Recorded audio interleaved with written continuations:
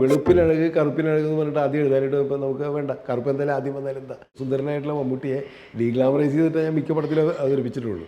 ആകെയുള്ളത് മഴയത്തുമ്പേ മാത്രമാണ് ഗ്ലാമറിൽ ചുള്ളനായിട്ട് നമ്മൾ ചെയ്തിട്ടുള്ളത്. പുരുഷൻ ജയിക്കണമെന്നുള്ളത് കൊണ്ട് തന്നെ ശങ്കർദാസ് എൻജോയ് ചെയ്യണം. ഞാൻ ആ പെണ്ണിനെ തന്നെ കല്യാണം കഴിക്കും എന്ന് പറഞ്ഞ് വാശി പിടിച്ചിട്ട് ഈ ആൺകുട്ടിയും പെൺകുട്ടിയും തമ്മിലുള്ള സൗഹൃദം, ആ സൗഹൃദം ആക്സെപ്റ്റ് ചെയ്യാനായിട്ട് നമ്മുടെ പ്രത്യേകിച്ച് ബോയ്സിന് ഒരു ചെറിയ ഇതുണ്ടായിരുന്നുള്ളൂ. പക്ഷേ പിന്നീട് അതേ കൂവിയ ആൾക്കാർ എന്നെ കൈയടിക്കുന്ന രീതിയിലേക്ക് ആ സിനിമ ട്രെൻഡ് സെറ്ററായി മാറുകയും ഒരുപാട് സ്ത്രീകൾ, പ്രത്യേകിച്ച് അന്നത്തെ ടീനേജ് പെൺകുട്ടികളുടെ ഒരു ഹരമായിട്ട് ആ സിനിമ മാറിയെന്നുള്ളതാണ്. എനിക്ക് അങ്ങനെ പൊളിറ്റിക്കൽ കറക്റ്റ്നെസ്സിൻ്റെ ഭാഗമായിട്ട് എൻ്റെ സിനിമയെ വിമർശിക്കുന്നത് വളരെ കുറവുണ്ടായിട്ടുള്ളൂ. MTയുടെ നിർമാല്യത്തിൽ വിഗ്രഹത്തിൻ്റെ മുഖത്ത് തുപ്പുമ്പോൾ ആ കഥാപാത്രമാണ് തുപ്പുന്നതെന്ന് ആക്സെപ്റ്റ് ചെയ്യാനുള്ളൊരു മനസ്സുള്ളൊരു മലയാളി സമൂഹം കൂടി ഉണ്ടായിരുന്നു. Yours truly Kamal. സാർ, ഈ കോടമ്പക്കത്തെ സിനിമാ കഥകൾ ഒരുപാട്, അല്ലെങ്കിൽ സിനിമ ഓർമ്മകൾ, നൊസ്റ്റാൾജിയ ഒക്കെ ഒരുപാട് തവണ പറഞ്ഞിട്ടുണ്ട്. ആദ്യത്തിലെ സിനിമ മദ്രാസിലായിരുന്നുണ്ടെങ്കിൽ പിന്നെ അത് കൊച്ചിയിലേക്ക് മാറി മലയാള സിനിമ. ഇപ്പോൾ എന്ന് പറയുമ്പോൾ മലയാള സിനിമയിൽ അങ്ങനെ പ്രത്യേകിച്ച് കഥാപശ്ചാത്തലങ്ങളൊന്നുമില്ല. അങ്ങ് കണ്ണൂർ മുതൽ കാസർഗോഡ് വരെയുള്ള തിരുവനന്തപുരം മുതൽ കാസർഗോഡ് വരെയുള്ള എല്ലാ മേഖലകളിലും എല്ലാ ഏരിയയും പ്രധാന പശ്ചാത്തലമായിട്ട് സിനിമകൾ ഇറങ്ങുന്നുണ്ട്. അപ്പോൾ ഈ സിനിമയിൽ വന്ന ഈ ഒരു മാറ്റം ഉണ്ടല്ലോ, ഈ മാറ്റത്തിന് അതിനോടൊപ്പം നടന്നൊരു വ്യക്തി എന്നുള്ള നിലയിൽ എങ്ങനെ നോക്കിക്കാണുന്നത്? രണ്ട് മൂന്ന് രീതിയിൽ പറയണത്. ഒന്ന്, കോടമ്പക്കത്ത് ജീവിച്ച ഒരാളാണ് ഞാൻ. ആദ്യം സിനിമ തുടങ്ങി അന്ന് മദ്രാസിലാണ് സിനിമ. മദ്രാസാണ്, അന്ന് ചെന്നൈ ആയിട്ടില്ല. പിന്നീടാണ് ചെന്നൈ എന്നുള്ള പേര് ആ നഗരത്തിൽ വരുന്നത്. അപ്പോൾ ഞങ്ങൾ ആദ്യം ചെന്ന സമയത്ത് ഈ സൗത്ത് ഇന്ത്യ മുഴുവൻ അവിടെയാണ്. തമിഴ് സിനിമയായാലും തെലുങ്കായാലും കന്നഡ മലയാളം ഒക്കെ അവിടെയാണ്. എല്ലാ വർക്കുകളും, ഈവൻ ഷൂട്ടിംഗ് പോലും അന്ന് നടക്കുന്നത് കൂടുതലും അവിടെയാണ്. പിന്നെ അതിൻ്റെ പോസ്റ്റ് പ്രൊഡക്ഷനായാലും ഒക്കെ അവിടെ തന്നെയാണ്. അപ്പോൾ അവിടെ സ്ഥിരതാമസമായിട്ടാണ് കൂടുതലും സിനിമകൾ ചെയ്തുകൊണ്ടിരുന്നത്. അന്ന് സിനിമകൾ ഫിലിമിലാണ് ഷൂട്ട് ചെയ്തുകൊണ്ടിരുന്നത്, സെല്ലുലോയിഡിലാണ്. അപ്പോൾ അതിൻ്റെ ചിത്രീകരണ രീതി, അത് എന്താണ് അവതരിപ്പിക്കുന്ന രീതിയൊക്കെ തന്നെ ആ കാലഘട്ടത്തിന് പറ്റുന്ന രീതിയായിരുന്നു. പിന്നീട് ഡിജിറ്റൽ വന്നതിന് ശേഷം അതൊരു ഡിജിറ്റൽ ഒരു വിപ്ലവം എന്ന് തന്നെ പറയാവുന്ന രീതിയിലാണല്ലോ വന്നത്. അപ്പോൾ സിനിമയുടെ സ്വഭാവം മുഴുവൻ മാറി, സിനിമ ചിത്രീകരിക്കുന്ന രീതി മാറി. അതിന് ഇതായിട്ട് തന്നെ കേരളത്തിലേക്ക് സിനിമ വന്നു. കൊച്ചി അതിൻ്റെ ഒരു ബേസായി മാറി. കൊച്ചിയുടെ ഒരു സിനിമാ സംസ്കാരം തന്നെ ഉണ്ടായി വന്നു. അതിനിടക്കാലത്ത് അതിന് മുമ്പ് നമുക്കറിയാം, ഈ ഡിജിറ്റലിന് മുമ്പ് ഉണ്ടായിരുന്നത് മലയാള സിനിമ കൂടുതൽ കോൺസെൻട്രേറ്റ് ചെയ്തിരുന്നത് വള്ളുവനാടിലായിരുന്നു. ഒറ്റപ്പാലം, ഷൊർണൂർ സിനിമകളായിരുന്നു. ആ വള്ളുവനാടൻ ഭാഷയും വരിക്കാശ്ശേരി മലയും അതിനൊക്കെ ചുറ്റിപ്പറ്റിയിട്ട് ഒരുപാട് സിനിമകൾ വന്നിരുന്നു. ഞാനും ഒക്കെ ചെയ്തിട്ടുണ്ട് അങ്ങനത്തെ സിനിമകൾ. അതിൽ നിന്ന് മാറിയിട്ട് അന്നൊരാശ്വാസമായിരുന്നു കൊച്ചി എന്ന് പറഞ്ഞത്. പിന്നെ കൊച്ചിയും കുറേ കഴിഞ്ഞപ്പോൾ ആൾക്കാർക്ക് മടുക്കാൻ തുടങ്ങി. എല്ലാ സിനിമയിലും മട്ടാഞ്ചേരിയും കൊച്ചിയിൽ നിന്നൊക്കെ ഫോട്ടോ കൊച്ചി എന്നൊക്കെ പറഞ്ഞിട്ട് ആൾക്കാർക്ക് മടുക്കാൻ തുടങ്ങി. അപ്പോഴാണ് ഇപ്പോൾ നമ്മുടെ പുതിയ ജനറേഷനിലുള്ള ഫിലിം മേക്കേഴ്സും പ്രൊഡ്യൂസേഴ്സൊക്കെ തന്നെ മറ്റ് മേഖലകളിലേക്ക് സിനിമയെ തേടിപ്പോയി. അതിൻ്റെ ഭാഗമായിട്ടാണ് ആദ്യം കാസർഗോഡൊന്നും ആരും സിനിമ ഷൂട്ട് ചെയ്യാറില്ല. ഞാൻ പണ്ടൊരു സിനിമ ഷൂട്ട് ചെയ്തിട്ടുണ്ട്, മധുരമ്പരക്കാറ്റ് എന്ന് പറഞ്ഞ സിനിമ കാസർഗോഡ് ഷൂട്ട് ചെയ്തു. പക്ഷേ എന്നാലും ഒരു കാസർഗോഡ് ഭാഷയൊന്നുമില്ല അതിൻ്റെ അത്, ജനറലായിട്ടൊരു ഭാഷയാണ് ഉണ്ടായിരുന്നത്. അപ്പോൾ കാസർഗോഡ് ഭാഷ, കണ്ണൂർ ഭാഷ, തിരുവനന്തപുരം ഭാഷ, കോട്ടയം ഭാഷ, ഇങ്ങനെ പല രീതിയിലുള്ള ദേശത്തിൻ്റെ ഭാഷ സംസാരിക്കുന്ന കഥാപാത്രങ്ങളുണ്ടായി എന്നുള്ളതാണ്. അതൊരു വലിയ മാറ്റം. മുമ്പ് എല്ലാവരും വള്ളുവനാടൻ ഭാഷയിലാണ് സംസാരിച്ചുകൊണ്ടിരിക്കുന്നത്. മമ്മൂട്ടി മോഹൻലാലിൻ്റെ ഇറയിൽ നമ്മൾ കണ്ടിട്ടുള്ള ഏറ്റവും പ്രധാനം. അതിന് മുമ്പുള്ളൊരു കാലത്ത് പഴയ ബ്ലാക്ക് ആൻഡ് വൈറ്റ് സിനിമ പോയി കഴിഞ്ഞിട്ടുണ്ടെങ്കിൽ എല്ലാം ഒണാട്ടുകര എന്ന് പറയും. എന്ന് വെച്ച് കഴിഞ്ഞാൽ കായംകുളം ആ ഒരു ഏരിയയിലുള്ള ഭാഷയാണ് സംസാരിച്ചത്. അന്ന് അതാണ് ശുദ്ധമായ മലയാളം ധരിച്ചിട്ട് അതുമാത്രം സംസാരിക്കുന്ന സിനിമ ഉണ്ടായിരുന്നു. അതിനുശേഷമാണ് ഈ വള്ളുവനാടൻ, അത് MTയുടെ ഒരു സ്വാധീനത്തിൽ നിന്ന് വന്നതാണ്. പിന്നെ ഇപ്പോൾ ഒരു പ്രദേശത്തിൻ്റെ ഭാഷ സംസാരിക്കുന്ന സിനിമകൾ വന്നു കഴിഞ്ഞപ്പോൾ ആ പ്രദേശത്തുള്ള കഥാപാത്രങ്ങളെ കണ്ടെത്തുക ഫിലിം മേക്കേഴ്സ്, അവിടെ നിന്നുള്ളവരെ തന്നെ അഭിനയിപ്പിക്കുക. അതാണ് നമ്മൾ എന്നത്തെ കേസുകൂട് എന്നുള്ള സിനിമയിലേക്ക് കണ്ടത്. ആ നാട്ടിലെ ആൾക്കാർ തന്നെ അഭിനയിക്കുമ്പോൾ തിങ്കളാഴ്ച നിശ്ചയം. അപ്പോൾ അതിന് വളരെ ജെനുവിനിറ്റി വന്നു എന്നുള്ളത്. അപ്പോൾ അത്തരം കഥാപാത്രങ്ങളും അത്തരം സിനിമകളൊന്നും വളരെ ജെനുവിനിറ്റി വന്നു, വളരെ നാച്ചുറലായി. നമ്മൾ റിയലിസ്റ്റിക് സിനിമകൾ എന്ന് പറയുന്ന രീതിയിലേക്ക്, വേറെ രീതിയിലേക്ക് ഈ കച്ചവട സിനിമ തന്നെ മാറുന്ന ഒരു രീതി നമ്മൾ കണ്ടു. ഈ സാറ് തന്നെ ഇതേപോലെ തന്നെ മുമ്പ് ഒരു ഇൻ്റർവ്യൂവിൽ പറഞ്ഞത് ഞാൻ കേട്ടതാണ്. സാർ ഒരു സേഫ് സോൺ പിടിച്ചിട്ടുണ്ടായിരുന്നു സിനിമയ്ക്കകത്ത്. ഈ പറഞ്ഞ മാതിരി പിന്നീട് ഒരു ചർച്ചകളോ അല്ലെങ്കിൽ അതിൻ്റെ പേരിൽ ഒരു ആൾക്കാരുടെ ഒരു ആരോപണമോ ഇല്ലാതിരിക്കാൻ വേണ്ടിയിട്ട്. ഉദാഹരണത്തിന് സാർ അന്ന് പറഞ്ഞിട്ടുണ്ടായിരുന്നത് മഴയത്ത് മുൻപൊക്കെയാണ് അതിൻ്റെ സീൻസുകൾ മാറ്റുന്നു, അഴകിയ രാവണനിലെ സീൻ ആഡ് ചെയ്യാൻ ആവശ്യപ്പെടുന്നു, അങ്ങനെ കുറേ സംഭവമുണ്ട്. ഇന്ന് പൊളിറ്റിക്കൽ കറക്റ്റ്നെസ് ഒക്കെ ഭയങ്കരമായിട്ട് ചർച്ച ചെയ്യപ്പെടുന്ന ഒരു ഫിലിമല്ലേ. സാറിൻ്റെ സിനിമകൾ അങ്ങനെ എടുത്ത് നോക്കിക്കഴിഞ്ഞാൽ ഇന്ന് എടുത്തു കഴിഞ്ഞാൽ അങ്ങനെ കീറി മുറിക്കേണ്ടി വരും എന്ന് തോന്നിയിട്ടുണ്ടോ സാറിന് എപ്പോഴെങ്കിലും? എനിക്ക് അങ്ങനെ പൊളിറ്റിക്കൽ കറക്റ്റ്നെസ്സിൻ്റെ ഭാഗമായിട്ട് എൻ്റെ സിനിമയെ വിമർശിക്കുന്നത് വളരെ കുറവുണ്ടായിട്ടുള്ളൂ, വളരെ കുറവാണ്. കാരണം ഞാൻ സ്ത്രീവിരുദ്ധമായിട്ടുള്ളൊരു സിനിമയും ചെയ്തിട്ടില്ല എന്ന് വിശ്വസിക്കുന്ന ഒരാളാണ് ഞാൻ. ആ സ്ത്രീവിരുദ്ധമായ ഡയലോഗ്സ് ഒരു സിനിമയിലും പറഞ്ഞിട്ടില്ല. അങ്ങനത്തെ ഒരു സിനിമകൾ ഉണ്ടായിട്ടില്ല. ആകെ ഉണ്ടായിട്ടുള്ളത് അയാൾക്കത് എഴുതുകളിൽ സാഗർ കോട്ടപ്പുറം പറയുന്നുണ്ട്. അത് പക്ഷേ സാഗർ കോട്ടപ്പുറം ആയതുകൊണ്ടാണ് അത് തീർച്ചയായിട്ടും ചില കഥാപാത്രങ്ങൾക്ക് അങ്ങനെ പറയേണ്ടി വരും. ഇപ്പോൾ ഒരു വില്ലൻ കഥാപാത്രം വരുമ്പോൾ നമ്മൾ ചിലപ്പോൾ നെഗറ്റീവായിട്ടുള്ള സാധനങ്ങളൊക്കെ സംസാരിക്കേണ്ടി വരുന്നുണ്ട്.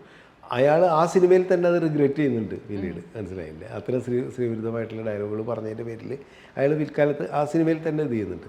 അതല്ലാതെ അതൊരു മഹത്വമായിട്ടല്ല. നമ്മൾ പല സിനിമയിലും അത് ഗ്ലോറിഫൈ ചെയ്യുന്നുണ്ട്. ആ ഗ്ലോറിഫൈ ചെയ്യുന്നതില്ല എന്നാണ് ഞാൻ പറഞ്ഞതിൻ്റെ ഒരു അർത്ഥം. അതുപോലെ തന്നെ ഈ പാട്രിയാർക്കിക്കായിട്ടുള്ള സംഭവങ്ങൾ, അത്തരം കഥാപാത്രങ്ങൾ, മനുഷ്യർ, ഈ സവർണ തമ്പുരാൻ എന്നൊക്കെ പറയുന്ന കഥാപാത്രങ്ങളുള്ള സിനിമകളൊന്നും ഞാൻ ചെയ്തിട്ടില്ല. അതുകൊണ്ട് ആ രീതിയിലൊന്നും എനിക്ക് റിഗ്രറ്റ് ചെയ്യേണ്ടി വരുന്നില്ല. എനിക്ക് ഞാൻ ഈ നേരത്തെ ചോദിച്ചതിൽ വന്നിട്ടുള്ളത് സംബന്ധിച്ചാൽ മഴയത്തുമ്പ എന്ന് പറയുന്ന സിനിമ ഞങ്ങൾ ആദ്യം ഡിസ്കസ് ചെയ്യുമ്പോൾ ഞാനും ശ്രീനിയും തമ്മിലുള്ള ഒരു അഭിപ്രായ വ്യത്യാസം അതായിരുന്നു. ഞങ്ങൾ കഥ ഡിസ്കസ് ചെയ്യുമ്പോൾ ഞാൻ പറഞ്ഞു വെച്ചാൽ സാധാരണ നിലക്ക് ആ ആനി അവതരിപ്പിച്ച ശ്രുതി എന്ന് പറഞ്ഞ ക്യാരക്ടറിൻ്റെ ഒരു മാനസിക നില അനുസരിച്ച് അവൾക്കൊരു കാര്യം തീരുമാനിച്ചു കഴിഞ്ഞിട്ടുണ്ടെങ്കിൽ അവൾ ഏതറ്റം വരെയും പോകും. അപ്പോൾ ഒരുപക്ഷെ അവൾ അയാളെ ആയിട്ട് ബന്ധം ഇതാക്കാൻ വേണ്ടിയിട്ട് അയാളെ കീഴ്പ്പെടുത്തുക എന്ന് പറയുന്ന ഒരു പെൺകുട്ടിയുടെ നിന്നിട്ട് അയാളുമായിട്ട് ചിലപ്പോൾ സെക്സിന് വരെ അവൾ തയ്യാറാവും. അങ്ങനെ സെക്സ് ചിലപ്പോൾ നടന്നിരുന്നെങ്കിൽ അയാൾക്ക് ഭയങ്കര കുറ്റബോധം ഉണ്ടാവുമായിരുന്നു. കാരണം അപ്പുറത്ത് ശോഭന എന്ന് പറയുന്ന പെൺകുട്ടിയുടെ ക്യാരക്ടർ ഇതുണ്ടാവും. പക്ഷേ ഇവൾ വിൻ ചെയ്തെന്ന് അവൾ സ്വയം ധരിക്കും. അപ്പോൾ ശോഭനയുടെ അടുത്ത് പോയി അവൾ സംസാരിക്കുന്നത് ആ രീതിയിലായിരിക്കും ചിലപ്പോൾ. നിങ്ങളിനി കാത്തിരുന്നിട്ട് കാര്യമില്ല, എനിക്ക് ഞാൻ വിൻ ചെയ്തു എന്നുള്ള രീതിയിലായിരിക്കും. അപ്പോൾ അതിന് കുറച്ചുകൂടി ശക്തി ഉണ്ടാവും എന്നുള്ളത് ഞങ്ങളന്നൊരു ആർഗ്യുമെൻ്റായിട്ട് തന്നെ ഞങ്ങളന്ന് സംസാരിച്ചു. പക്ഷേ അന്നത്തെ കാലത്ത് ശ്രീനിവാസനും അത്തരം കാര്യങ്ങളോട് ഒരു പേടിയുണ്ടായിരുന്നു. കാരണം അങ്ങനെ ആയിക്കഴിഞ്ഞിട്ടുണ്ടെങ്കിൽ ഈ പറയുന്ന സദാചാരം അതാണ് ഞാൻ ഇടയ്ക്ക് പറയാറുള്ളൊരു കാര്യമുണ്ട്. നമ്മുടെ സൊസൈറ്റിയിൽ ഈ മൊറാലിറ്റി അങ്ങനെ ഒന്നും നമ്മൾ ഇത് പറയുന്നില്ലെങ്കിലും സിനിമയിൽ ആ മൊറാലിറ്റി ഭയങ്കരമായിട്ട് കാണിക്കണം എന്നുള്ളതാണ്. ഒരു ക്രിയേറ്റഡ് മൊറാലിറ്റിയുടെ ഒരു സ്പേസായിട്ട് സിനിമ മാറിയിട്ടുണ്ടായിരുന്നു. നായകനായാലും ശരി, നായികയായാലും ശരി, അല്ലാത്ത നായികയെ നമുക്ക് അക്സെപ്റ്റ് ചെയ്യാൻ പറ്റില്ല, അല്ലേ? ഇപ്പോഴും സീരിയലിൽ അങ്ങനെയാണെന്ന് തോന്നുന്നു, പക്ഷേ സിനിമയിൽ അത് മൊത്തത്തിൽ മാറിയിട്ടുണ്ട്. അപ്പോൾ അത് പക്ഷേ മുൻകാലങ്ങളിൽ ഉണ്ടായിട്ടില്ല. നമുക്കറിയാം, ഇപ്പോൾ ബ്ലാക്ക് ആൻഡ് വൈറ്റ് 70s നമ്മൾ നോക്കിക്കഴിഞ്ഞാൽ സിനിമകൾ നോക്കിക്കഴിഞ്ഞാൽ അനുഭവങ്ങൾ പാളിച്ചതെന്ന് പറയുന്ന സിനിമ ഞാൻ ഒരു എക്സാമ്പിളായിട്ട് ഇടയ്ക്ക് പറയാറുണ്ട്. അതിനകത്ത് ഷീല അഭിനയിച്ചിട്ടുള്ള കഥാപാത്രം എന്ന് പറഞ്ഞാൽ ഈ മൊറാലിറ്റിയിലൊന്നും ആ ഇതിലേക്ക് വരുന്നൊരു ക്യാരക്ടറേ അല്ല. ഒരുപാട് സിനിമകൾ അങ്ങനെ ക്യാരക്ടേഴ്സ് ഉണ്ടായിട്ടുണ്ട്. പക്ഷെ പിന്നെ വന്നിട്ടാണ് നമ്മുടെ മലയാള സിനിമ അങ്ങനെയായിട്ട് ചുരുങ്ങിയത്. അപ്പോൾ ആ ചുരുങ്ങിയ കാലഘട്ടത്തിൽ ചെയ്ത സിനിമകളാണ് ഈ അഴകിയ രാവണനും മഴയത്തുമ്പേന്. പക്ഷേ അഴകിയ രാവണൻ വന്നു കഴിഞ്ഞപ്പോൾ ഞാൻ കുറച്ചും കൂടി ബോൾഡായിട്ട് ഞാൻ ശ്രീനിയോട് പറഞ്ഞു, നമ്മൾ മഴയത്തുമ്പയിൽ ചെയ്ത ഒരു മിസ്റ്റേക്കാണ്. പടം ഓടിയിട്ടുണ്ടാവുമായിരിക്കും, പക്ഷേ ഒരു പക്ഷേ നമുക്ക് സാധ്യതകൾ തുറന്നു കിട്ടുമായിരുന്ന ഒരു കാര്യം, സിനിമ ഓടാനായിട്ട് ഈ പറയുന്ന കോംപ്രമൈസ് സഹായിച്ചിട്ടുണ്ടാവും, അല്ലെങ്കിൽ ചിലപ്പോൾ ആ കോംപ്രമൈസ് സഹായിച്ചിട്ടുണ്ടാവില്ല. പക്ഷേ ഇതിലത് പറ്റില്ല എന്ന് ഞാൻ വാശി പിടിച്ചു. കാരണം വെച്ചാൽ ഇതിൽ അഴകിയ രാവണനിൽ ഭാനുപ്രിയ ചെയ്ത ക്യാരക്ടർ ബിജു മേനോൻ്റെ ക്യാരക്ടറുമായിട്ട് സെക്സ് ചെയ്യുന്നതിൻ്റെ കാര്യം തന്നെ ഇയാളോടുള്ള പ്രതികാരം. മനസ്സിലായില്ലേ? ശങ്കർദാസിൻ്റെ മുമ്പിൽ ഞാനങ്ങനെ തോൽക്കില്ല. കാരണം അയാൾ വെർജിനിറ്റി ആഗ്രഹിക്കേണ്ട, ആ വെർജിനിറ്റി എനിക്ക് വേണ്ട എന്നുള്ളൊരു സാധനം ഓപ്പണായിട്ട് ഡയലോഗിൽ പറഞ്ഞിട്ടുണ്ടെങ്കിൽ അവളുടെ ഒരു തീരുമാനം അതായിരുന്നു. പക്ഷേ അവിടെയും നമ്മൾ ഈ പാട്രിയാർക്കി എന്ന് ഞാൻ പറയുന്ന ഒരു സാധനം, പുരുഷൻ്റെ ഒരു പുരുഷൻ ജയിക്കണമെന്നുള്ളത് കൊണ്ട് തന്നെ ശങ്കർദാസ് വിൻ ചെയ്യുകയാണ്. കാരണം എന്ന് വെച്ച് കഴിഞ്ഞിട്ടുണ്ടെങ്കിൽ ഞാൻ ആ പെണ്ണിനെ തന്നെ കല്യാണം കഴിക്കും എന്ന് പറഞ്ഞ് വാശി പിടിച്ചിട്ട് ഇവള് ഫസ്റ്റ് നൈറ്റിൽ പറയുമ്പോൾ മനസ്സിലായില്ലേ, ഞാൻ എന്താ പറയുക വെർജിനല്ല എന്ന് പറയുമ്പോൾ ഇയാൾ പെട്ടെന്ന് തകർന്നു പോകുന്നുണ്ട്. പക്ഷേ അയാൾ എന്നാലും അവൾ എൻ്റെ ഇതുണ്ടെന്ന് പറഞ്ഞിട്ട് സ്വീകരിക്കുന്നതാണല്ലോ പടത്തിൻ്റെ എൻ്റെ. ശങ്കർദാസ് മഹാനാവുന്നുണ്ട്. അങ്ങനെ മഹാനാവുമ്പോഴാണ് ഇവള് കാലിന് വേണ്ടി വരുന്നത്. വെറുപ്പിൻ്റെ അവസാനം എനിക്ക് കുട്ടിശങ്കരനോട് പ്രേമമാണെന്ന് പറയുന്ന ഒരു സാധനത്തിലേക്ക് അവൾ എത്തുകയാണ്. ഇന്നാണെങ്കിൽ അത് ചിലപ്പോൾ നമ്മൾ അങ്ങനെ ചെയ്യില്ല. വലിയ ചർച്ചയാവുമായിരുന്നു. ആ രീതിയിൽ നമുക്ക് പറഞ്ഞ ഒരു പൊളിറ്റിക്കൽ കറക്റ്റ്നസ് എന്നൊക്കെ നമുക്ക് പറയാം. പക്ഷേ ഞാൻ പറഞ്ഞത് അപ്പോൾ അത് ആ കാലത്ത് നിന്നോട്ട് ചെയ്യുന്ന സിനിമയാണ്. പക്ഷെ എന്നിട്ട് പോലും മഴയത്തുമ്പ് കിട്ടിയ ഒരു ആക്സെപ്റ്റൻസ് ആ കഥാപരമായിട്ട് ഇതിനകത്ത് ഉണ്ടായിരുന്നില്ല അഴകിയ രാവണൻ. അതുകൊണ്ടാണ് ഒരു പരിധിവരെ മഴയത്തുമ്പയുടെ അത്ര ഒരു സാമ്പത്തികമായിട്ട് വലിയ സക്സസ് ആയ സിനിമ ആവായിരുന്ന കാര്യം അതാണ്. കാരണം ഈ പറയുന്ന സ്ത്രീയുടെ പരിശുദ്ധി എന്ന് പറയുന്നത് ചില ചോദ്യം ആയിട്ട് അവിടെ അവശേഷിച്ചു. അതേസമയം അത് പിൽക്കാലത്ത് ചർച്ച ചെയ്തു. ഏറ്റവും ഇതായതിന് കാരണം എന്ന് വെച്ചാൽ ഈ കഥ മാത്രമല്ല, അതിലുള്ള തമാശകളും കാര്യങ്ങളും അതിൽ കാലത്ത് അതിജീവിക്കുന്ന കുറേ സംഭവങ്ങൾ ഉണ്ടായതുകൊണ്ടാണ് അത് ഇപ്പോഴും ചർച്ച ചെയ്യുന്നത്. അപ്പോൾ ഞാൻ എന്നും നോക്കുന്നൊരു കാര്യം, ഞാൻ ഈ സദാചാരത്തിലേക്ക് അധികം പോവാറില്ല, പക്ഷെ പലപ്പോഴും നമുക്ക് ചെയ്യേണ്ടി വരാറുണ്ട്. ഇപ്പോൾ വേറൊരു ഉദാഹരണം പറയുകയാണെങ്കിൽ ഇപ്പോൾ മേഘമൽഹാറിൽ ഈ പറയുന്ന കാര്യം കല്യാണം കഴിച്ച പുരുഷനും സ്ത്രീയും കല്യാണം കഴിച്ച സ്ത്രീയും തമ്മിലുള്ള ഒരു റിലേഷൻഷിപ്പാണ് പ്രണയം. അവരുടെ മനസ്സിൽ അവശേഷിക്കുന്ന പ്രണയം അവർക്ക് പുറത്തേക്ക് വരുന്നതാണ് ആ സിനിമ. പക്ഷെ അവിടെയും ഞാൻ വേറെ രീതിയിൽ കോംപ്രമൈസ് ചെയ്ത് സേഫ് സോൺ കളിച്ചു. അന്ന് ആ സേഫ് കളിക്കേണ്ടി വരും. അന്നത്തെ പൊളിറ്റിക്കൽ കറക്റ്റ്നസ് അതായിരുന്നിരിക്കാൻ ചിലപ്പോൾ, എനിക്കറിയില്ല. പക്ഷെ ഇന്ന് നമ്മൾ ചിന്തിക്കുമ്പോൾ എന്ന് വെച്ച് കഴിഞ്ഞിട്ടുണ്ടെങ്കിൽ ഇതിനെ ബ്രേക്ക് ചെയ്യുക എന്നുള്ളതാണ്. അപ്പം ഞാൻ ചോദിക്കുന്ന ഓരോ കാലഘട്ടത്തിൽ തന്നെയാണ് നമ്മൾ ഒരു കലാസൃഷ്ടിയെ വിലയിരുത്തേണ്ടത്, പ്രത്യേകിച്ച് സിനിമ. ഇതൊരു പക്ഷേ നോവലോ അല്ലെങ്കിൽ മറ്റേതൊരു കഥയൊക്കെ ആയിരുന്നെങ്കിൽ നമ്മൾ കാലത്തെക്കുറിച്ച് ഇങ്ങനെ ചിന്തിക്കില്ല. സിനിമയിൽ ഈ പറയുന്ന ഒരു പബ്ലിക്കിൻ്റെ മുമ്പിലേക്ക് വെക്കുമ്പോൾ നമ്മൾ ഈ പറയുന്ന ഒരു സ്ക്രീനിൽ നമ്മൾ ആഗ്രഹിക്കുന്ന ഒരു മൊറാലിറ്റിയുടെ ഒരു ഹിഡൻ മൊറാലിറ്റി, അല്ലെങ്കിൽ എന്താ പറയുക, ഒരു കള്ള മൊറാലിറ്റി നമ്മൾ സ്വയം ക്രിയേറ്റ് ചെയ്തതാണ് എന്നെയൊക്കെ സ്വാധീനിച്ചിട്ടുള്ളൊരു കാര്യം എന്ന് പറയുന്നത്. ഇപ്പം ഞാനതൊക്കെ തിരിഞ്ഞു നോക്കുമ്പോൾ അങ്ങനെ ചെയ്യാൻ പാടില്ലായിരുന്നു തോന്നാറുണ്ട്. അപ്പം ഇനി സാർ അങ്ങനത്തെ ഒരു ഫിലിം ചെയ്യുകയാണെന്നുണ്ടെങ്കിൽ ഇതിലൊരു വിട്ടുവീഴ്ചകൾ ഉണ്ടാവുമോ? ഞാൻ ഇന്ന് ചെയ്യണമെങ്കിൽ ഞാൻ പറഞ്ഞില്ല, ഇന്നത്തെ ആൾക്കാർ എങ്ങനെയാണ് ചിന്തിക്കുന്നത്, നമ്മളെന്നും പറയുന്ന മാതിരി സൊസൈറ്റിയുടെ ഒപ്പം നടക്കുന്ന കലകളാണല്ലോ നിലനിൽക്കുന്നത്. സൊസൈറ്റിയെ നമ്മൾ ചോദ്യം ചെയ്യുന്ന സിനിമകൾ ഉണ്ടാവണം. അതാണ് ശരിക്കും പറഞ്ഞെങ്കിൽ ആ രീതിയിൽ കലാസൃഷ്ടി എന്നുള്ള രീതിയിൽ പറയുന്നത്. പക്ഷെ ചിലപ്പോഴെങ്കിലും നമ്മൾ സിനിമയിൽ വരുമ്പോഴുള്ളൊരു കാര്യം എന്ന് വെച്ച് കഴിഞ്ഞിട്ടുണ്ടെങ്കിൽ ഇപ്പോഴത്തെ ആൾക്കാർക്ക് എങ്ങനെയാണ് ആക്സെപ്റ്റ് ചെയ്യാൻ കഴിയുക, ആ റിയാലിറ്റീനെ സ്ക്രീനിൽ എത്തിക്കുക എന്നുള്ളതാണല്ലോ നമ്മൾ ഉദ്ദേശിക്കുന്നത്. അതുകൊണ്ട് ഇന്നിപ്പോൾ ഈ പറയുന്ന sex is not a promise നമ്മൾ പറഞ്ഞു കഴിഞ്ഞാൽ അത് കാണുന്ന പ്രേക്ഷകൻ അത് ഓക്കെ ആണെന്ന് പറയുന്ന ഒരു കാലഘട്ടത്തിൽ നമ്മളത് ചെയ്യും. ഞാനാണെങ്കിലും ഇപ്പോൾ അങ്ങനെ തന്നെ ചെയ്യുള്ളൂ. അതിനകത്ത് യാതൊരു മടി എനിക്കുണ്ടാവില്ല. കാരണം ഞാൻ ആ കാര്യത്തിൽ ഒരു സദാചാര പോലീസുകാരനല്ല, മനസ്സിലായില്ല. ഒരു അമ്മാവൻ സിൻഡ്രോം ഇല്ലാതെ വിശ്വസിക്കുന്ന ഒരാളാണ്, അല്ലെങ്കിൽ അങ്ങനെ ഉണ്ടാകരുതെന്ന് ആഗ്രഹിക്കുന്ന ഒരാളാണ് ഞാൻ. ശരി, സാറിൻ്റെ സിനിമകളിൽ കുറച്ച് നമ്മൾ എടുത്തു നോക്കിക്കഴിഞ്ഞാൽ കാണാൻ പറ്റും ഒരുപാട് പ്രണയങ്ങൾ പൂത്ത് തളർത്തിട്ടുള്ളത് സാറിൻ്റെ സിനിമാ സെറ്റുകളിലാണെന്ന് തോന്നിയിട്ടുണ്ട്. ഇപ്പം ദിലീപ് മഞ്ജു വാര്യർ, ജയറാം പാർവതി, അതുപോലെ തന്നെ ബിജു മേനോൻ, സംയുക്ത പറഞ്ഞിട്ട് ഈ പ്രണയങ്ങൾക്കൊക്കെ ഒരുപാട് ഇതിൽ സാക്ഷിയാകേണ്ടി വന്നിട്ടില്ലേ സാറിന്? അതൊക്കെ ആ കാലഘട്ടത്തിൽ സംഭവിച്ചതാണ്. കാരണം അതിന് ഞാൻ ഉത്തരവാദിയല്ല, അവരാണ് ഉത്തരവാദികൾ. കാരണം എൻ്റെ കഥാപാത്രങ്ങൾ അവരഭിനയിക്കുമ്പോൾ അവർക്ക് പ്രണയം തോന്നിയിട്ടുണ്ടെങ്കിൽ അതിന് നമ്മളെ കുറ്റം പറഞ്ഞിട്ട് കാര്യമില്ല. പക്ഷേ ഇത് സാക്ഷിയായി എന്നുള്ളത് സത്യമാണ്. പലപ്പോഴും അവർ പോലും അറിയാതെ ഞാനും, പ്രത്യേകിച്ച് എൻ്റെ ക്യാമറാമാൻ പി സുകുമാറുണ്ടായിരുന്നു, ഈ പല പടങ്ങളിലും സുകുമാറായിരുന്നു, പെരുമാറായിരുന്നു ശേഷം സുകുമാറില്ല, വിപിൻ മോഹനായിരുന്നു. പക്ഷെ എന്നാലും ഞങ്ങളത് കണ്ടെത്തും, അങ്ങനെ ഒരു സംഭവമുണ്ട്. ഇവർ തമ്മിൽ എന്തോ പ്രശ്നമുണ്ടല്ലോ എന്ന് തിരിച്ചറിയുന്ന ഒരു സാധനമുണ്ട്. ഇന്ന് നിങ്ങൾക്ക് അതിനൊരു പ്രശ്നം ഉണ്ടാവില്ല, പുതിയ തലമുറക്ക് പ്രശ്നം ഉണ്ടാവില്ല, ഉണ്ടെങ്കിൽ പോലും അത് അക്സെപ്റ്റ് ചെയ്യും. അന്ന് അങ്ങനെയല്ല, അന്ന് വളരെ ഹിഡനായിട്ടാണ് ഇവരത് ചെയ്യുക. ആ കള്ളത്തരം നമ്മൾ കണ്ടുപിടിക്കും. അങ്ങനെ ഇവരൊക്കെ കണ്ടുപിടിച്ചു എന്നുള്ളത് സത്യമാണ്. അതുപോലെ തന്നെ എനിക്ക് തോന്നുന്നു സാറിൻ്റെ പടങ്ങളിൽ ഏറ്റവും എടുത്ത് പറയേണ്ട സംഭവമാണ് പാട്ടുകൾ. ഒരുപാട് എത്ര ഭയങ്കര അടിപൊളി, അല്ലെങ്കിൽ നമ്മൾ ഇന്നും ഓർത്തിരിക്കുന്ന പാട്ടുകളൊക്കെ ഏറ്റവും കൂടുതൽ ഉണ്ടായിട്ടുള്ളത് സാറിൻ്റെ ഫിലിംസിലാണ്. അപ്പം പാട്ടിന് എന്തുകൊണ്ടാണ് സാർ ഇത്രയധികം ഇമ്പോർട്ടൻസ് കൊടുക്കുന്നത്? ഞാൻ കുറേ സ്ഥലത്ത് പറഞ്ഞിട്ടുള്ള കാര്യമാണ്. ഒന്നാമത് ഞാൻ സിനിമയിലേക്ക് വരുമ്പോൾ ഈ ചലച്ചിത്ര ഗാനങ്ങൾ പ്രേക്ഷകരെ ഭയങ്കരമായിട്ട് സ്വാധീനിക്കുന്ന ഒരു കാലമാണ് എൻ്റെ കൗമാരം എന്നൊക്കെ പറയുന്നത്.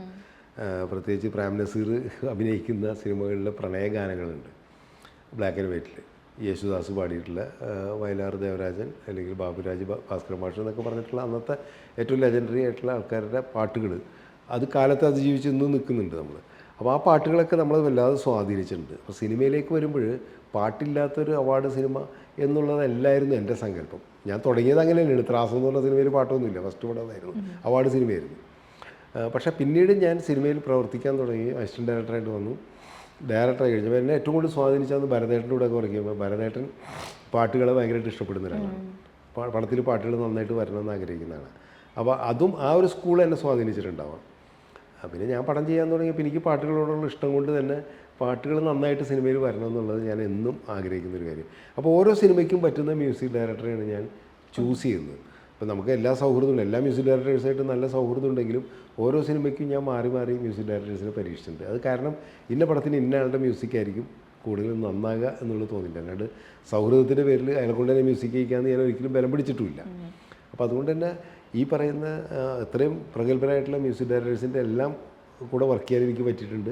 അവരുടെയൊക്കെ മികച്ച പാട്ടുകൾ എൻ്റെ സിനിമയിൽ ഉണ്ടായിട്ടുണ്ട്. അതൊരു ഭാഗ്യമായിട്ട് തന്നെ ഞാൻ കാണുന്നു. ഈ കാലം തെറ്റിയെടുത്ത സിനിമ എന്നൊക്കെ സാർ നേരത്തെ പറഞ്ഞു.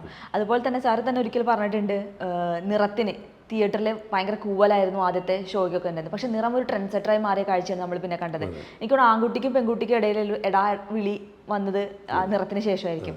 അപ്പം അത് നിറം പോലെയുള്ള സിനിമകൾ അന്ന് ഇറങ്ങാതെ അതാണോ സാർ ഉദ്ദേശിച്ചത് സത്യത്തിൽ? അതല്ല ഞാൻ പറഞ്ഞ കാലം തെറ്റി അന്ന് കൂവലൊക്കെ വന്നതെന്ന് വെച്ച് കഴിഞ്ഞാൽ ഇത് ആക്സെപ്റ്റ് ചെയ്യാൻ കുറച്ചൊരു പ്രയാസം ഉണ്ടായിരുന്നു. ഈ ആൺകുട്ടിയും പെൺകുട്ടിയും തമ്മിലുള്ള സൗഹൃദം, ആ സൗഹൃദം ആക്സെപ്റ്റ് ചെയ്യാനായിട്ട് നമ്മുടെ പ്രത്യേകിച്ച് ബോയ്സിന് ഒരു ചെറിയ ഇതുണ്ടായിരുന്നു. പെൺകുട്ടി എടാന്ന് വിളിക്കുന്നത്, തിരിച്ച് പെൺകുട്ടീനെ എടാന്ന് വിളിക്കുന്നത്. അതുകൊണ്ടായിരിക്കാം അന്ന് തിയേറ്ററിൽ കൂവലുണ്ടായിരുന്നത്. പിന്നെ അന്ന് വേറൊരു പ്രശ്നം കൂടി ഉണ്ടായിരുന്നു, ഞാനതാണ് മനസ്സിലാക്കുന്നത്. അന്നത്തെ ഈ ഫാൻസ് അസോസിയേഷൻ്റെ ഒക്കെ തുടങ്ങിയ സമയത്ത് ഈ ഫാൻസുകൾ തമ്മിലൊരു യുദ്ധം ഉണ്ടായിരുന്നു. അപ്പോൾ ഏതൊക്കെയോ ഫാൻസുകാർ, ഇപ്പോൾ കുഞ്ചാക്കോ ബോബനെതിരെയുള്ള ഫാൻസ് ആയിരിക്കാം, അവർ വന്നിട്ട് മനഃപൂർവ്വം കുഞ്ചാക്കോ ബോബൻ്റെ പടം ഡീഗ്രേഡ് ചെയ്യാൻ വേണ്ടിയിട്ട് കൂവുന്ന ഒരു അവസ്ഥ ഉണ്ടായിട്ടുണ്ട്. തിരിച്ചും ഉണ്ടായിട്ടുണ്ട്. മമ്മൂട്ടിയുടെ പടത്തിന് മോഹൻലാലിൻ്റെ ഫാൻസ് പോകുന്നു എന്ന് പറയുന്നു, മോഹൻലാലിൻ്റെ ഫാൻസ് പിന്നെ മമ്മൂട്ടിയുടെ ഫാൻസ് പോകുന്നൊക്കെ പറയുന്ന ഒരു സംഭവം അന്ന് ഉണ്ടായിരുന്നു എന്ന് പറയുന്നു തിയേറ്ററിൽ. അതിൻ്റെ ഭാഗമാണ് ഇതെന്താണെന്ന് അറിയില്ല. ആദ്യത്തെ 1-2 ദിവസം എന്തായാലും നല്ല കൂവലായിരുന്നു. പക്ഷേ പിന്നീട് അതേ കൂവിയ ആൾക്കാർ തന്നെ കൈയടിക്കുന്ന രീതിയിലേക്ക് ആ സിനിമ ട്രെൻഡ് സെറ്ററായി മാറുകയും ഒരുപാട് സ്ത്രീകൾ, പ്രത്യേകിച്ച് അന്നത്തെ ടീനേജ് പെൺകുട്ടികളുടെ ഒരു ഹരമായിട്ട് ആ സിനിമ മാറിയെന്നുള്ളതാണ്. ഒരുപക്ഷെ ഇന്നാണെങ്കിൽ ഞാൻ അങ്ങനെ ചെയ്യില്ല. അന്ന് ഈ സൗഹൃദം പോലും ആൺകുട്ടി പെൺകുട്ടി ഇല്ലാത്ത കാലത്താണ് നമ്മൾ ആ സിനിമ ചെയ്യുന്നത്.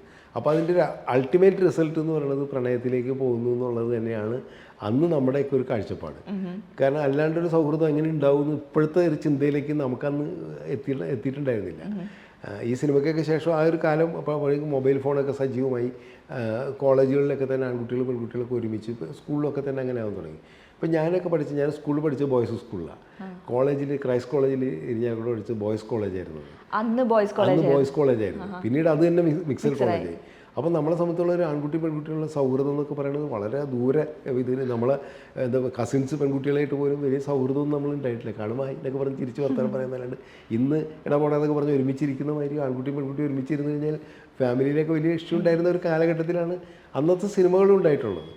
അപ്പോൾ അതൊക്കെ റിഫ്ലക്റ്റ് ചെയ്യേണ്ടായിരിക്കാം അന്നത്തെ സിനിമകളിലൊക്കെ. നമുക്കറിയാലോ ഇപ്പോൾ അന്നത്തെ ദുഃഖപുത്രികൾ, സ്ത്രീകളൊക്കെ അങ്ങനത്തെ ദുഃഖപുത്രി, ശാരദയൊക്കെ അങ്ങനെ എത്രയോ കഥാപാത്രങ്ങളെ ചെയ്തിട്ടുണ്ട്. അന്നത്തെ വീട്ടിലുള്ള ഇരിക്കുന്ന സ്ത്രീകളുടെ ചില എന്താ പറയുക വിഷയങ്ങളൊക്കെ ഇന്നിപ്പോൾ നമുക്കൊരു വിഷയമേ ഇല്ലല്ലോ. ഇന്ന് അതൊക്കെ എന്തിനെങ്ങനത്തെ ഒരു കഥ നമുക്കിപ്പോൾ തോന്നില്ല അങ്ങനത്തെ കഥകൾ. ഇപ്പം സാറ് ഇപ്പം നിറത്തിൻ്റെ കേസ് നമ്മൾ പറഞ്ഞു, നിറം പോലെ മഴയത്ത് മുൻപേ തുടങ്ങി വെച്ചു. നിറമാവട്ടെ, നമ്മളാവട്ടെ, ഒരു യൂത്തിൻ്റെ ഉള്ളറിഞ്ഞിട്ടുള്ള ഫിലിംസാണ് അതെല്ലാം. കാരണം അതെല്ലാം ട്രെൻഡ് സെറ്ററായി മാറിയ മൂവീസാണ്. അപ്പം എങ്ങനെയാണ് ഈ യൂത്തിനൊപ്പം ഇങ്ങനെ സഞ്ചരിക്കാൻ പറ്റിയിട്ടുണ്ടായിരുന്നത്? അന്നത്തെ യൂത്തിനൊപ്പം സഞ്ചരിച്ചു എന്നുള്ളത് ശരിയാണ്. കാരണം അന്നത്തെ യൂത്തിന് ഇഷ്ടപ്പെടുന്ന സാധനങ്ങൾ നമ്മൾ ചെയ്തു. അത് റൊമാൻസ് കൂടുതൽ ഇഷ്ടപ്പെടുന്ന ഒരു ജനറേഷനായിരുന്നു അത്. സ്ക്രീനിൽ പ്രണയം കാണാനായിട്ട് ഇപ്പോൾ നമുക്കറിയാം ഏക് ദുജെ കെ ലിയെ വരെയുള്ള ഹിന്ദി സിനിമ ഉണ്ടല്ലോ. പിന്നെ ദിൽവാലെ ദുൽഹാനിയെ, അതൊക്കെ വന്ന ഒരു ഹിന്ദി സിനിമകളിലൊക്കെ ഇങ്ങനെ പ്രണയം ഭയങ്കരമായിട്ട്. തമിഴിലൊക്കെ വലിയ പ്രണയ കഥകളും മലയാളത്തിലും പനിയതി പ്രാവു പോലെ അല്ലെങ്കിൽ അതുപോലുള്ള ഒരുപാട് പ്രണയ കഥകൾ വരുന്ന ഒരു കാലഘട്ടത്തിൽ അതൊരു ഫോർമുലയായിരുന്നു.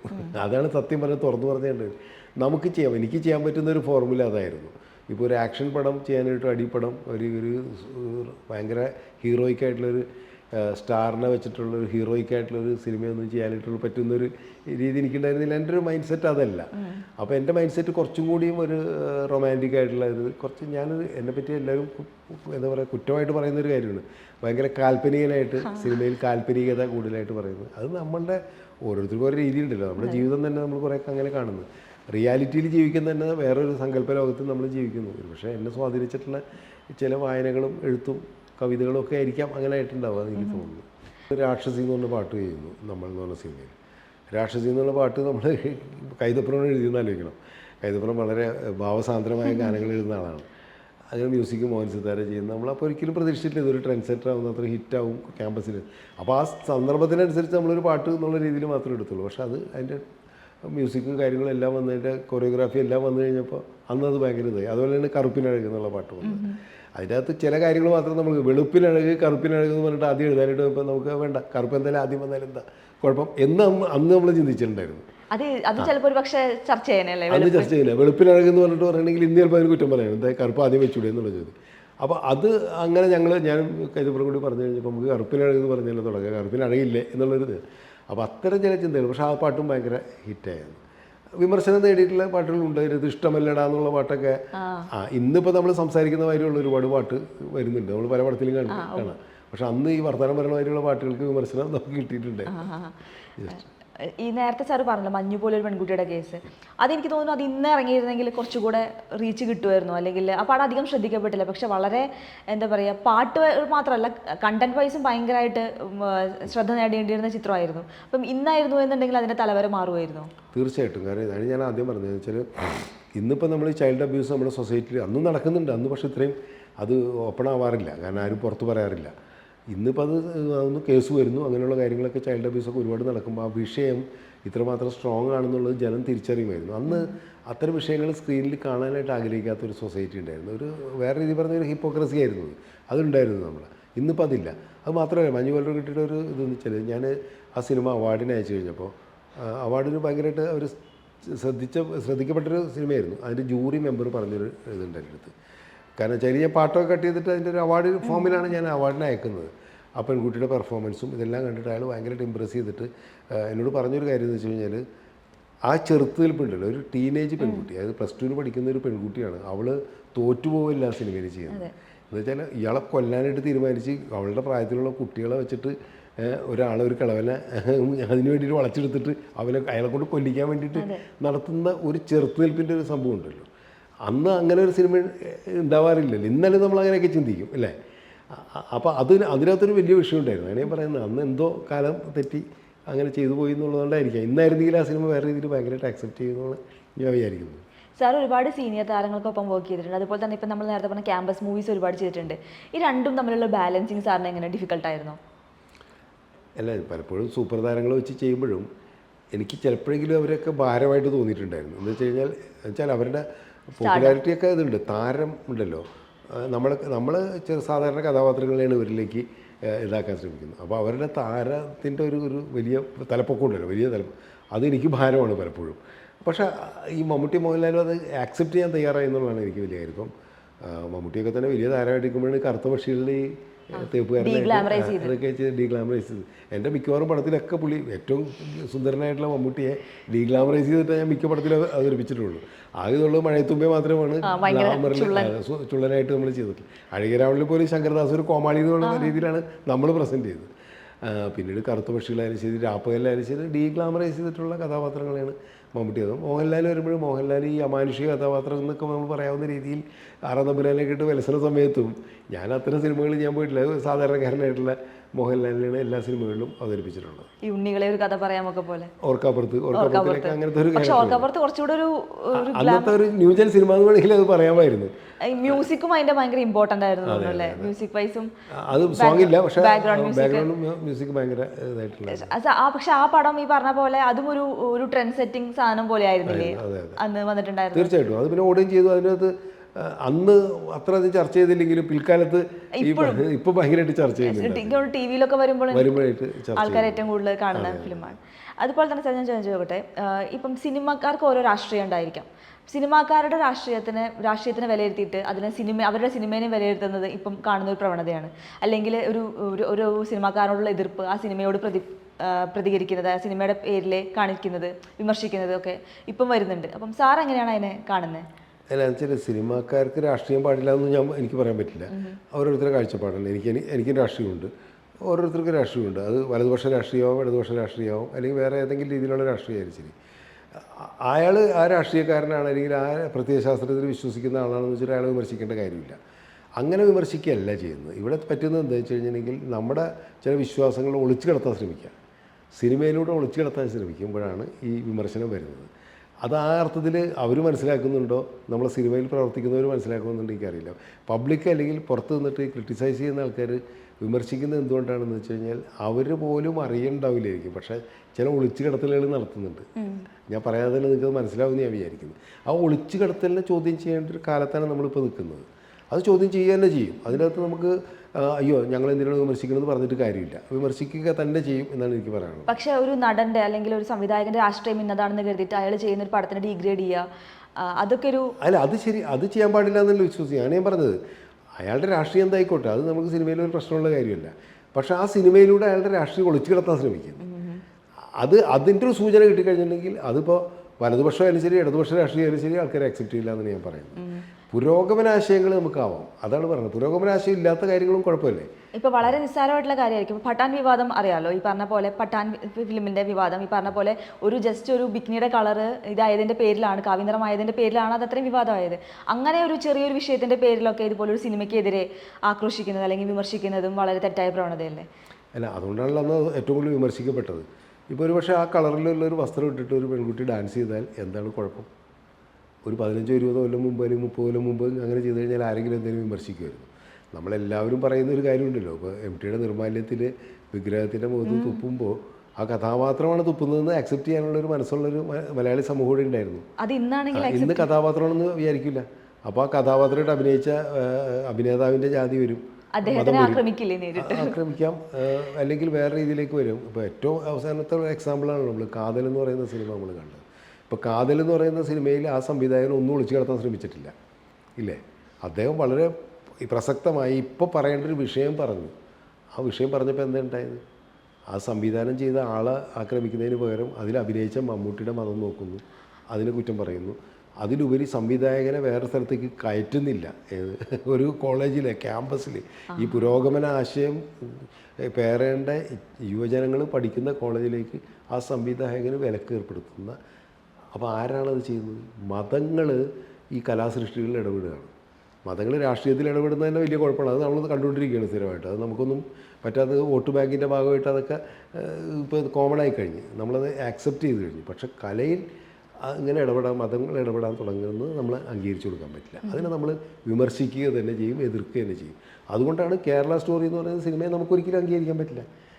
എന്തിൻ്റെ ഭാഗമായിട്ടായാലും ശരി, അത് ഇവിടെ ഉണ്ടെന്ന് പറഞ്ഞാൽ പോലും കേരളം എന്ന് പറയുന്ന ഒരു സംസ്ഥാനത്തെ അങ്ങനെ താറടിക്കുന്ന ഒരു സിനിമ നമുക്ക് ആക്സെപ്റ്റ് ചെയ്യാൻ പറ്റില്ല. അതിന് നമ്മൾ വിമർശിക്കും. അപ്പോൾ അത് രാഷ്ട്രീയമല്ല. അതുപോലെ ഒളിച്ചു കിടത്താൻ, ഞാൻ ആദ്യം വീണ്ടും പറയുന്നത്, ഒളിച്ചു കിടത്താനായിട്ട് ശ്രമിക്കുന്ന എന്ത് രാഷ്ട്രീയത്തെയും നമ്മൾ വിമർശിക്കണം. വിമർശിച്ചില്ലെങ്കിൽ നമ്മുടെ സമൂഹത്തിന് എന്തോ കുഴപ്പമുണ്ടെന്നുള്ളതാണ് നമ്മൾ മനസ്സിലാക്കേണ്ടത്. സാറ് നേരിടുന്ന അത്തരം വിമർശനങ്ങളെ സാർ എങ്ങനെയാണ്, അതിനോടുള്ള പ്രതികരണം സാറിന് എങ്ങനെയായിരിക്കും? അല്ല, അത് എൻ്റെ വ്യക്തിപരമായിട്ടുള്ള പ്രശ്നങ്ങളാണ്. കാരണം ഞാൻ എൻ്റെ സിനിമയിലൂടെ ഒന്നും ഒളിച്ചെടുത്താൻ ശ്രമിക്കാറില്ല. എൻ്റെ രാഷ്ട്രീയം ഞാൻ സിനിമയിൽ പറയാൻ ശ്രമിക്കുന്നത് അതെന്ന് വെച്ചാൽ അത് തീർച്ചയായിട്ടും മനുഷ്യപക്ഷത്ത് നിൽക്കുന്ന രാഷ്ട്രീയം തന്നെയാണ് ഞാൻ സിനിമയിലൂടെ പറയാൻ ശ്രമിച്ചിട്ടുള്ളത്. പുരോഗമനപരമായിട്ടുള്ള ആശയങ്ങൾ എൻ്റെ സിനിമയിൽ പറയുന്നത്. മനുഷ്യരെ പുറകിലോട്ട് നടത്തുന്ന ഒരു കാര്യവും സിനിമയിൽ ചെയ്യരുതെന്നുള്ള വിശ്വാസമുള്ള ഒരാളാണ് ഞാൻ. അപ്പോൾ അതുകൊണ്ട് തന്നെ എന്നെ വ്യക്തിപരമായിട്ട് വിമർശിക്കുന്ന ഒരു കാര്യവും എന്നെ ബാധിക്കാറില്ല. സിനിമയിൽ അത് റിഫ്ലക്റ്റ് ചെയ്യാനും പാടില്ലെന്ന് വിശ്വസിക്കുന്ന ഒരാളാണ്. ഇപ്പോൾ നാളെ ഈ സിനിമ ഇറങ്ങുമ്പോഴും എന്നെ വിമർശിച്ച് കഴിഞ്ഞാൽ എനിക്കതിൻ്റെ അകത്തൊരു വിഷയമില്ല. വ്യക്തിപരമായിട്ടുള്ള ആക്രമിക്കുന്നത് പലപ്പോഴും വെറും പൊളിറ്റിക്കലായിട്ടുള്ള ഒരു കാഴ്ചപ്പാടിലൂടെയാണ്. അതിപ്പോൾ എനിക്കൊന്നും ചെയ്യാൻ പറ്റില്ല. അത് ഈ പുതിയ കാലത്ത് നമ്മൾ പ്രത്യേകിച്ചും ഇന്ത്യ നേരിടുന്ന ഏറ്റവും വലിയൊരു വിപത്തായി മാറുകയാണ് ഈ വെറുപ്പ് ഉൽപ്പാദിപ്പിക്കുന്ന ഒരവസ്ഥ എല്ലാവരും ചെയ്യുന്നുണ്ടല്ലോ. അതിപ്പോൾ ഞാൻ ഒരു പ്രത്യേക പാർട്ടിനെ അല്ലെങ്കിൽ ഒരു പ്രത്യേക പക്ഷത്തെ ഞാൻ പറയല്ല, എല്ലാവരും ഈ വെറുപ്പ് ഉൽപ്പാദിപ്പിക്കുന്നുണ്ട്. അത് ശരിയല്ല എന്നുള്ളൊരു അഭിപ്രായമാണ് ഞാൻ. സാർ ഇതുവരെ കൈവയ്ക്കാത്ത കുറച്ച്, ഇപ്പോൾ നേരത്തെ പറഞ്ഞ പോലെ ആക്ഷൻ സിനിമകൾ ഇതുവരെ ചെയ്തിട്ടില്ല, അങ്ങനെ ഒരു പക്ക ആക്ഷൻ മോഡിലുള്ള ഫിലിംസ്. അപ്പം എന്തുകൊണ്ടാണ് അങ്ങനത്തെ ഒരു ഫിലിം ചെയ്യാനായിട്ടുള്ളൊരു മടി വരുന്നത്? രണ്ട് കാര്യമുണ്ടല്ലോ. ഒന്ന്, നമുക്കറിയാവുന്ന കാര്യങ്ങളല്ലേ നമ്മൾ ചെയ്യാൻ പാടുള്ളൂ. എന്നോട് ഏതെങ്കിലും ഒരു ബിൽഡിങ്ങിൻ്റെ മുകളിൽ നിന്ന് എടുത്ത് ചാടാൻ പറഞ്ഞു കഴിഞ്ഞാൽ ഞാൻ ചാടില്ല. എനിക്ക് പേടിയാണ്. അതല്ലെങ്കിൽ എനിക്ക് ചെയ്യാൻ പറ്റാത്ത കാര്യങ്ങൾ എനിക്ക് ചെയ്യാൻ പറ്റില്ല. ഒരു ആക്ഷൻ പടം ചെയ്യാൻ എനിക്ക് പറ്റില്ല എന്നുള്ളത് എനിക്ക് തന്നെ അറിയാം. കാരണം എന്താ വെച്ച് കഴിഞ്ഞാൽ എൻ്റെ മൈൻഡ് സെറ്റ് അതല്ല. കാരണം ഈ മനുഷ്യന് തല്ലുന്നത് പോലും എനിക്ക് ആക്സെപ്റ്റ് ചെയ്യാൻ ബുദ്ധിമുട്ടുള്ള ഒരാളാണ് ഞാൻ. അപ്പോൾ എന്തിന് തല്ലണം എന്നുള്ളൊരു തോന്നലുണ്ട്. ഇപ്പോൾ ഇനി നമുക്ക് സഹിക്കാൻ പറ്റാണ്ടായി കഴിഞ്ഞാൽ നമ്മൾ തല്ലും, അതില്ലെന്ന് പറയണില്ല, കൊല്ലും, അതൊക്കെ ചെയ്യുമായിരിക്കും. പക്ഷേ ആ ഒരു ഘട്ടത്തിലെത്തുമ്പോൾ മാത്രമേ നമ്മൾ ചെയ്യാൻ പറ്റൂ. സിനിമയിൽ അതല്ലല്ലോ. ഒരു നായകനെ വീരപരിവേഷം കൊടുത്തുകൊണ്ട് നമ്മൾ വെറുതെ അതിനുവേണ്ടി വില്ലനാക്കുക, തല്ലുക എന്ന് പറയുന്ന രീതിയിലാണ് പലപ്പോഴും ആക്ഷൻ സിനിമകൾ വരുന്നത്. അല്ലാണ്ട് ഇത് മോശമാണെന്നല്ല പറയുന്നത്. പക്ഷേ എനിക്ക് ത്രില്ലറുകൾ ഇഷ്ടമാണ്. എനിക്ക് ഇപ്പോൾ ആക്ഷൻ ഇല്ലാണ്ട് തന്നെ ത്രില്ലറുകളുണ്ടല്ലോ. ഇപ്പോൾ ഒരു മർഡർ മിസ്റ്ററി, അത് ഒരുപാട് സിനിമകൾ വന്നിട്ടുണ്ട്. പണ്ട് ഈ ചോക്കിൻ്റെ കാലം മുതൽ നമ്മൾ ആ സിനിമകളാണ്. എനിക്കതൊക്കെ ഇഷ്ടമാണ്, ഇപ്പോഴും ഇഷ്ടമാണ്. ഇപ്പോൾ മലയാളത്തിൽ ഇപ്പോൾ ഇറങ്ങുന്ന ത്രില്ലറുകളൊക്കെ എനിക്ക് ഭയങ്കര ഇഷ്ടമാണ്. പക്ഷേ അടിക്ക് വേണ്ടി അടി എന്ന് പറയുന്നത് വേറൊരു തമാശ കൂടി നമ്മൾ പറഞ്ഞു കഴിഞ്ഞാൽ ഈ പറയാം. ഇപ്പോൾ അടുത്ത കാലത്ത് ഒരു വിജയുടെ പടം വന്നില്ല, പേര് പറയേണ്ടത് നിങ്ങൾക്കറിയാം.